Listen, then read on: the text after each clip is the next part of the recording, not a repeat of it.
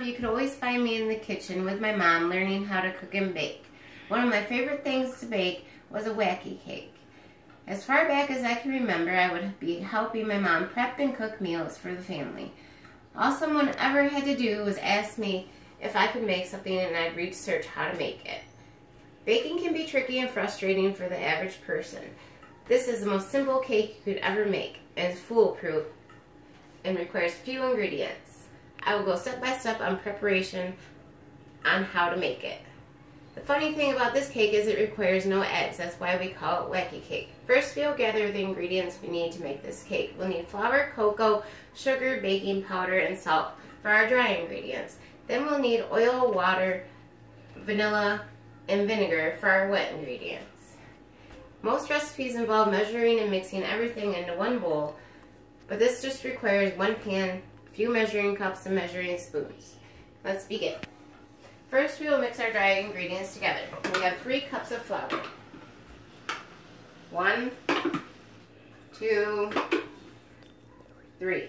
Then we have 2 cups of sugar.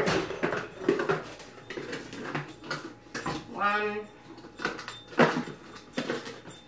2. Then we have 6 tablespoons of cocoa powder.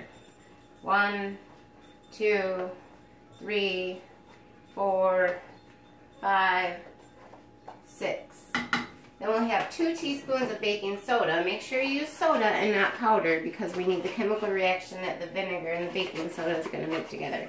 2. Then we will need 1 teaspoon of salt. Yes, I just pour that in sometimes. We will simply stir these together until they're somewhat blended. Next up, we'll take a cup, you can use your measuring cup, and we'll place 3 holes into our flour mixture. 1, 2, 3. You even need a 2/3 cup of oil for this. You pour that into the first hole.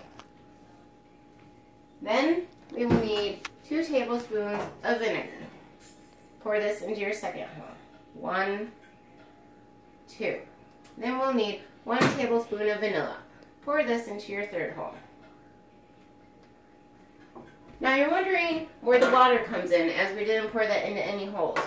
We're going to pour the water over the whole mixture. You will need 2 cups. Donovan.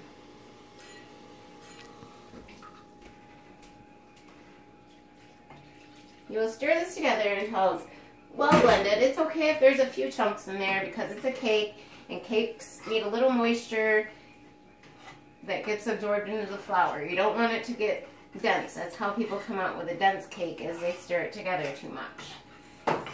Now you will put this into your preheated oven for about 25 minutes until the toothpick comes out clean. Let your cake cool.